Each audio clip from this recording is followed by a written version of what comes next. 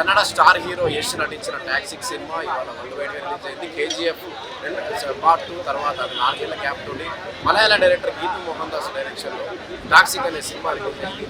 భారీ కేవీఎన్ ప్రొడక్షన్ సంస్థ భారీ బడ్జెట్ 400 కోట్ల భారీ బడ్జెట్తో సినిమాను ప్రొడ్యూస్ చేసింది. వాళ్ళు వరల్డ్ వైడ్గా ఈ సినిమా రిలీజ్ అయింది. సినిమాపై భారీ హైప్ కూడా ఉంది. ఇట్లా సాంగ్స్ కానీ ట్రైలర్ కానీ సినిమా ఇవాళ 6:30కి తెలుగు రాష్ట్రాల్లో 6:30 నుంచి షోలు పడ్డాయి.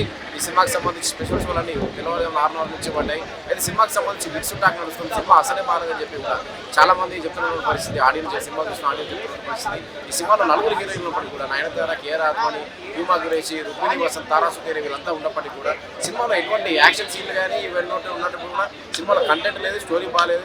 ఆ సినిమా తీయడం కూడా సరిగా రాలేదని చెప్పి కూడా డైరెక్టర్పై ఆడియన్స్ చెప్తున్న పరిస్థితి. యష్ యాక్టింగ్ బాగున్నప్పటికీ యష్, కేఆర్ ఆద్వాని, నయనతార యాక్టింగ్ సినిమాలో సరైన కథాబలం లేదు, సరైన కంటెంట్ లేదు. సినిమాను ఎటు తీసుకెళ్లాలో తెలియని పరిస్థితి. 3 గంటల 14 నిమిషాల సినిమా నరకం చూసాం. సినిమా బాగాలేదని చెప్పి కూడా ఆడియన్స్ చెప్తారు. మరి కొంతమంది ఆడియన్స్ సినిమాలో టాక్సిక్ సినిమాకి సంబంధించి యాక్షన్ సీన్లు బాగున్నాయి, సినిమా కొంచెం మెచ్యూర్డ్గా చూస్తే అర్థమవుతుంది సినిమా హాలీవుడ్ రేంజ్లో తీశారని చెప్పి. అంటే గ్రాఫిక్స్ కానీ, విజువల్స్ కానీ, సినిమా మేకింగ్ కానీ, బీజిఎం కానీ ఇవన్నీ కూడా హాలీవుడ్ స్థాయిలో ఉన్న. యష్ యాక్టింగ్ అద్భుతంగా ఉందని చెప్పి కొంతమంది చెప్తాం. మొత్తంగా అయితే టాక్సిక్ సినిమాకి ఎక్కువ మంది కూడా టాక్సిక్ నెగిటివ్ రివ్యూలు ఇచ్చారు. నెగిటివ్ సినిమాకి సంబంధించి కూడా ఏమీ వాళ్ళకి కేజీఎఫ్ తర్వాత, కేజీఎఫ్ లాంటి ఒక ప్యాన్ ఇండియా సినిమా తర్వాత యష్ రాంగ్ స్టెప్ వేశాడు టాక్సిక్ తోటి. నరకం చూసాం, టాక్సిక్ టార్చర్ అని చెప్పి కూడా ఆడియన్స్ చెప్తారు. మొత్తం ఓవరాల్గా అయితే టాక్సిక్ సినిమాకి సంబంధించి నెగిటివ్ అంటే రెస్పాన్స్ ఎక్కువగా వస్తుంది. ఆడియన్స్ నుంచి నెగిటివ్ రెస్పాన్స్. సినిమాలో అంతమంది హీరోయిన్లు అంత భారీ బడ్జెట్ తీసుకున్నప్పుడు ఎవరికి సరైన పాత్రకు సంబంధించి సరైన న్యాయం చేయలేదు, సరిగా చూపించలేకపోయారు. నయనతార రోల్కి సంబంధించి మాత్రం కొంత బెటర్గా ఉన్నప్పటికీ కేఆర్ ఆద్వాని, నయనతార మిగతా వాళ్ళందరూ తీసుకుని వేస్ట్గా